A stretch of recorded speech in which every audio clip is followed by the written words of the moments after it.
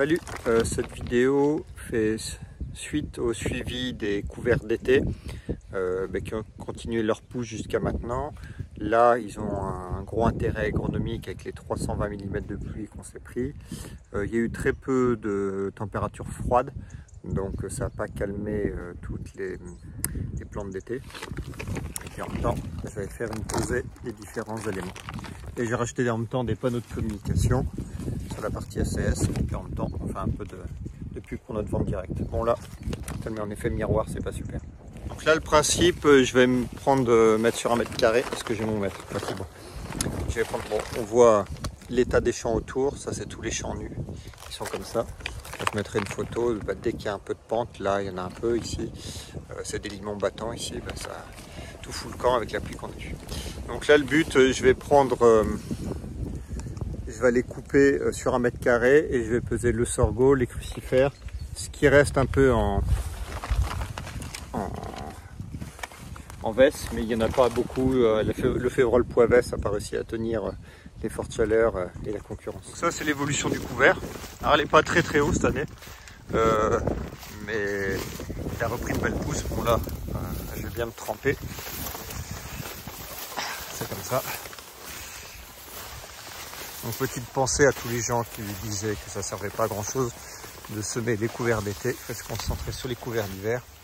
Sauf que les couverts d'hiver en ce moment ils sont pas très développés, ils sont pas hauts. Ils tiennent pas le sol et les 300 mm qu'on vient de se prendre, ils n'auraient pas trop aimé. Alors que là, dans un couvert d'été comme ça, même là on est dans des limons battants, eh bien ça ne bouge pas.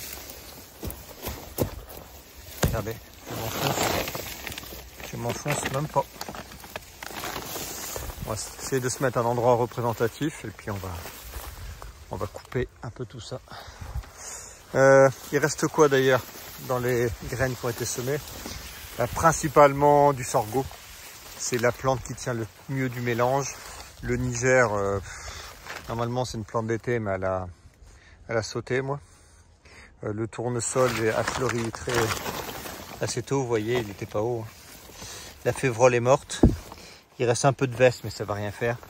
Donc ce qui a survécu aux chaleurs importantes et au sec extrême qu'on a eu, c'est vraiment le sorgho et les crucifères. C'est ce qui tient le mieux dans mon mélange. Donc c'est souvent pour ça qu'en couvert d'été, quand on met sorgho, crucifères, tournesol, ça fait déjà un trio qui assure une pousse quasiment peu importe les conditions climatiques. Et à chaque retour de pluie, ça arrive à faire quelque chose. Donc là, j'ai coupé sur 1 mètre carré, j'ai pesé le sorgho, ensuite les crucifères. Je vais faire une estimation pour les tournesols qui ont déjà fait leur cycle et qui sont passés. Et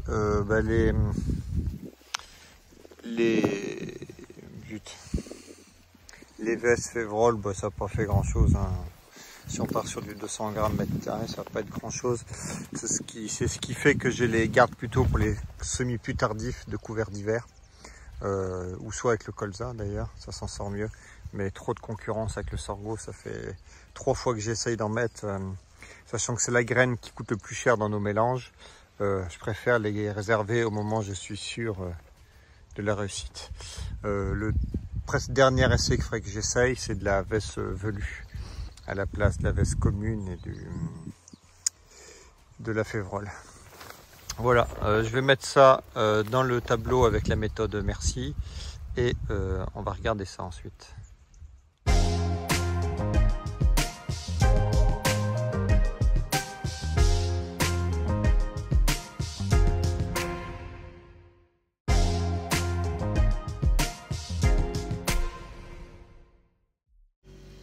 Donc là, le prélèvement m'a indiqué à peu près 2000 grammes, donc 2 kg de sorgho, 1200 grammes de crucifères, et j'ai mis à peu près 200 grammes de tournesol et de protéagineux. Donc là, on voit ça nous fait une biomasse sèche aérienne autour des 7 tonnes 8. Là ici, c'est vrai qu'ils ne mettent pas la partie racinaire, mais c'est pris en compte dans les calculs. Azote piégé, 180 unités. Et après dessous, on voit la part de phosphore, potasse, qui est assez important, magnésie, soufre. La magnésie est cachée un peu à droite. Et ça montre un peu la dynamique de restitution de l'azote. Alors on voit que c'est pas très important. C'est un couvert sans protéagineux quasiment. Donc ça limite la quantité d'azote qui sera retournée au couvert suivant.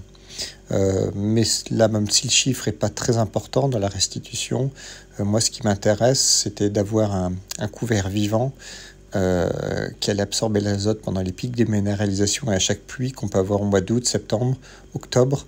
Donc là, je sais que si je fais un reliquat d'azote dans mes sols, on va être proche du zéro. C'est ce que j'avais fait par le passé. Et je sais que j'ai aucune fuite d'azote, et donc encore moins de nitrate dans ces zones-là. En plus, c'est des parcelles qui sont en zone de captage pour l'eau potable. Donc, raison de plus pour faire des efforts de ce point de vue-là. Voilà, on va s'arrêter là pour cette vidéo. Et je ferai aussi les pesées pour les couverts d'hiver avant leur destruction. Donc, ça sera peut-être fin février, début mars, mi-mars. Ça dépendra de la modalité des couverts et du mode d'implantation qu'il y aura. Allez, salut!